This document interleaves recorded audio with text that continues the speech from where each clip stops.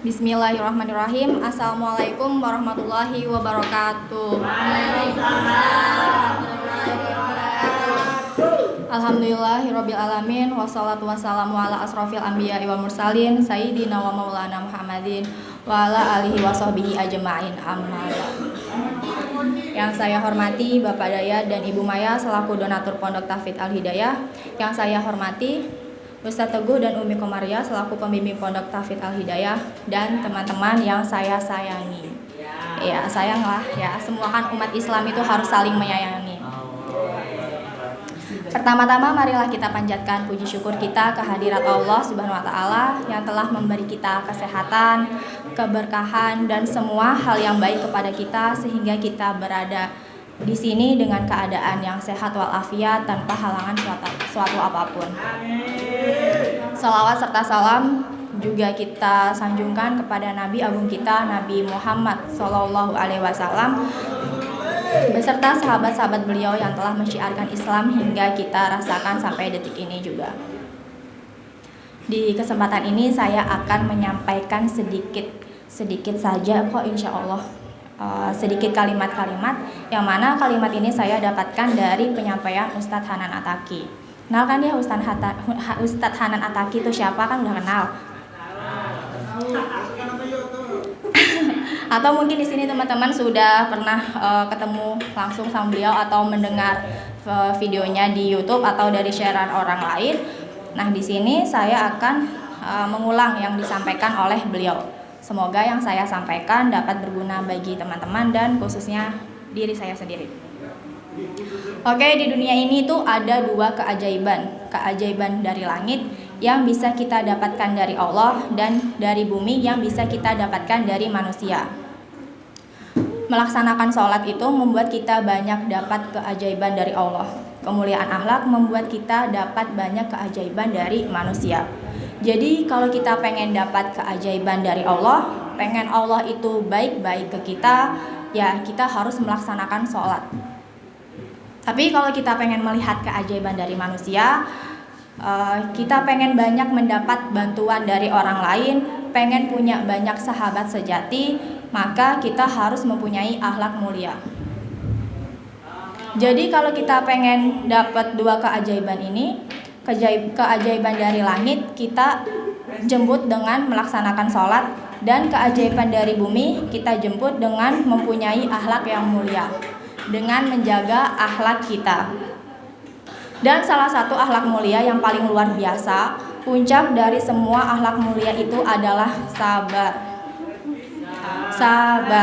Belajar sabar menghadapi perangai atau sifat manusia, belajar sabar terhadap gangguan orang lain, belajar sabar menghadapi berbagai macam sifat-sifat manusia.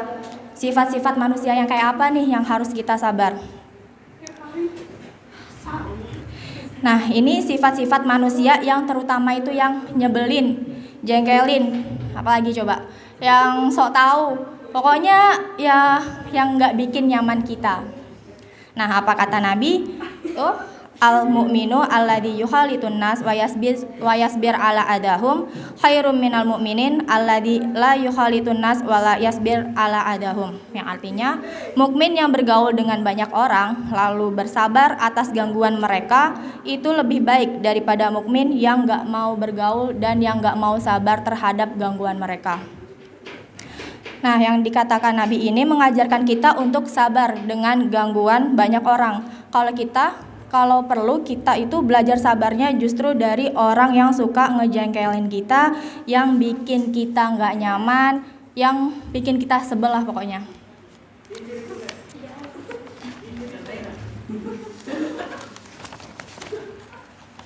Nah, ini tuh kayak Ali banget nih, Khalifah Ali bin Abi Thalib yang pernah suatu hari saat dia sudah jadi presiden, jadi khalifah, suatu hari beliau memanggil pembantunya.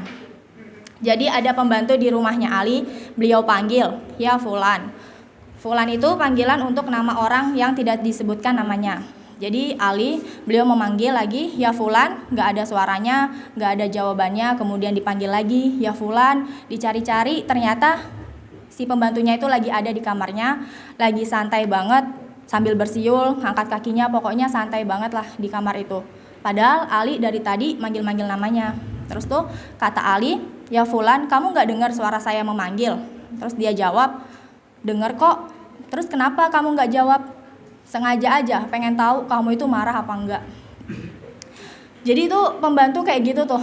Ada gak sih pembantu yang kayak gitu, yang dipanggil majikannya tapi dia tuh gak jawab? Selain ini maksudnya.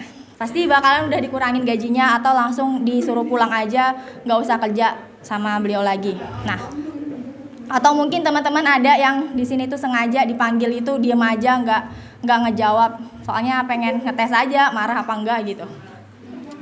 Nah, ini pembantunya tuh gitu banget sama Ali, bukan sama orang biasa loh, tapi sama khalifah presidennya. Bayangin aja, kayak gitu tuh sengaja pengen tahu marah nggak sih, Ali tuh marah nggak gitu. Ternyata Ali tuh nggak marah.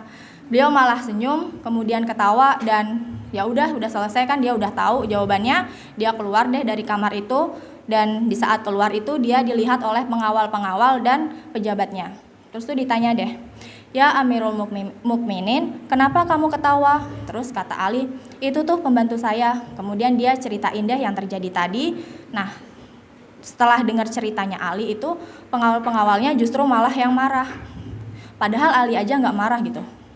Pejabatnya malah marah-marah, terus mereka bilang, ya Amirul Mukminin, ya sudah biar kami marahi saja dia, atau kalau perlu kita ganti aja tuh pembantunya. Kita juga punya stok yang banyak kok untuk yang siap kerja di rumah ini. Terus kata Ali, jangan, justru aku lagi belajar sabar dari orang seperti itu. Belajar sabar dari orang yang kayak tadi. Jadi kalau kita nemuin orang yang suka ngejengkelin kita, itu berarti jadi guru sabar kita. Misalnya nih, misal doang ya, misal Ayang. Ya aku pengen sebut nama Ayang sih di sini. Misal Ayang tuh yang suka banget cari gara-gara sama aku, atau dia tuh suka banget bercanda tapi ngejengkelin gitu loh.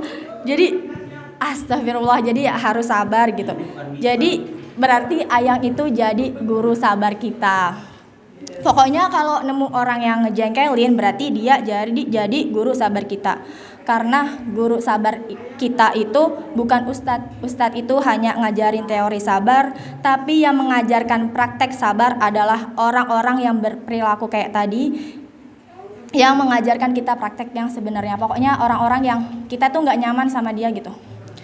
Jadi kalau nemu orang yang buat kita jengkel, buat kita ilfil, buat kita aduh apaan sih nyebelin banget gitu, berarti dia sedang mengajarkan kita tentang sabar. Jadi niatin aja gitu. Makasih ya udah ngajarin aku sabar. Itu gitu tuh udah luar biasa banget. Makasih ya yang udah ngajarin aku sabar.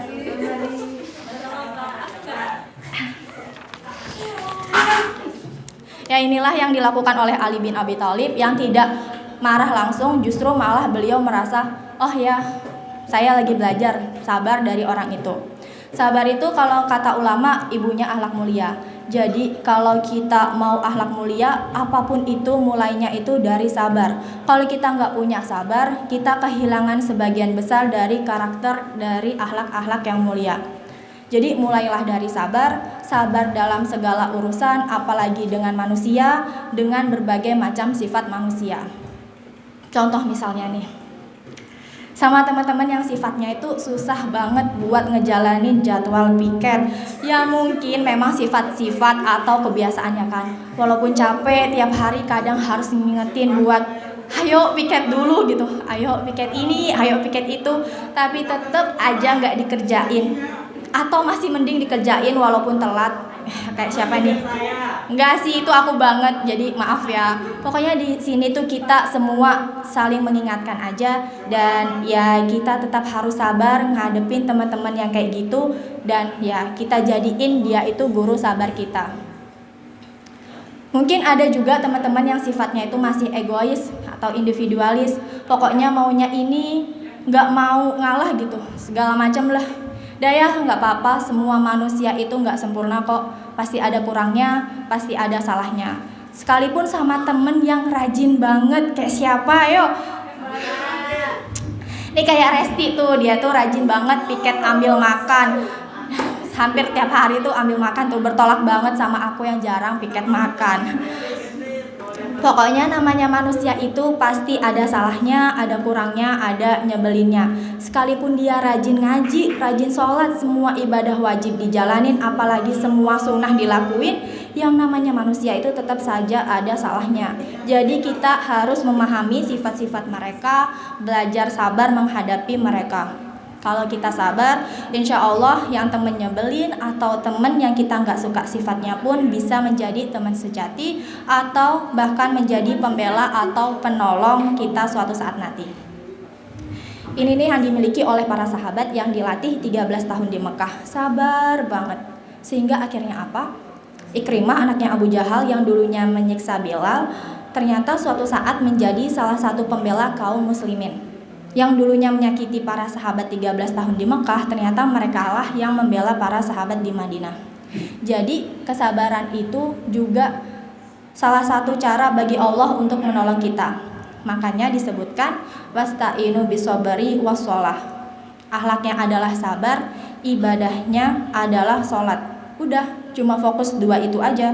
Dengan Allah itu kita rajin sholat, dengan manusia itu belajar sabar. Udah itu aja, insya Allah kita akan mendapatkan banyak keajaiban dari langit dan bumi.